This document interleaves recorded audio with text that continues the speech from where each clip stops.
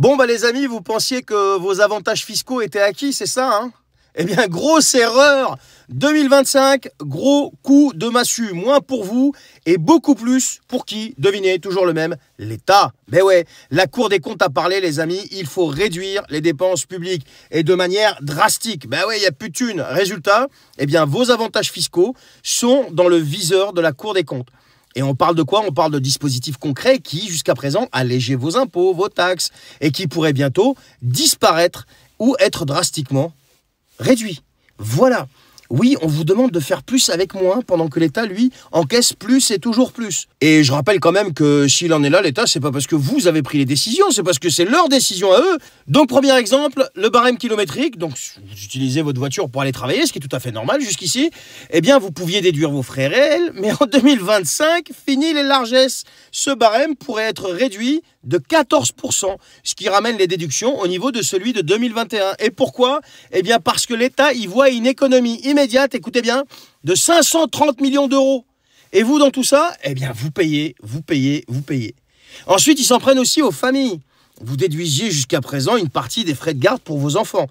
Eh bien, attendez-vous à une coupe sèche, et qui est vraiment sèche, parce que le crédit d'impôt pour garde d'enfants de moins de 6 ans pourrait baisser de 500 € par enfant. 500 balles en moins par enfant. Alors c'est 500 € en moins dans vos poches, mais 200 millions d'euros de plus pour l'État. Et vous trouvez ça équilibré?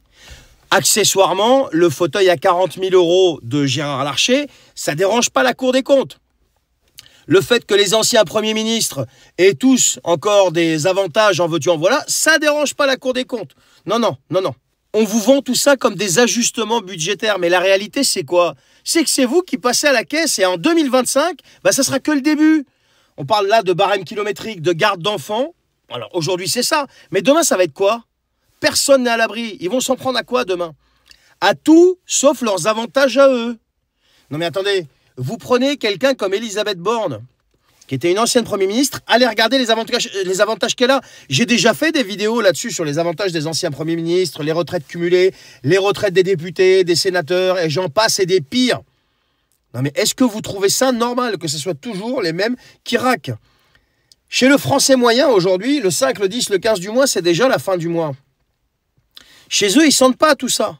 Parce qu'ils ne payent même pas une facture d'électricité, ils ne savent même pas ce que c'est. Rappelez-vous, Bruno Le Maire, il ne savait même pas le prix d'une baguette de pain, le mec. Après, tu me diras, il est resté, je crois que c'est 7 ans au ministère de l'économie et des finances. Et le type a eu le temps d'écrire 6-7 romans. Voilà. Donc, vous voyez, ces gens-là sont déconnectés de la réalité. Et vous avez une Cour des comptes qui est encore plus déconnectée de la réalité, qui, elle, veut toujours que le français fasse des efforts. Mais par contre, que toute la classe politique, elle, on n'y touche pas. Je rappelle quand même que Gérard Larcher a commandé un fauteuil à 40 000 € hors taxe. S'il y a 20% de TVA dessus, c'est 48 000 balles. Et il a pris un doublon au cas où il fracasse celui qui l'a commandé. Non mais on vit où là? 40 000 balles. C'est pas un fauteuil, parce que si t'as peur de le casser, il faut aller faire une diète, mec. Mais c'est quoi ce bordel? Désolé, je m'énerve, en plus j'ai un rendez-vous. Allez, partagez cette vidéo, abonnez-vous si vous n'êtes pas abonné. Prenez soin de vous et à bientôt. Ciao.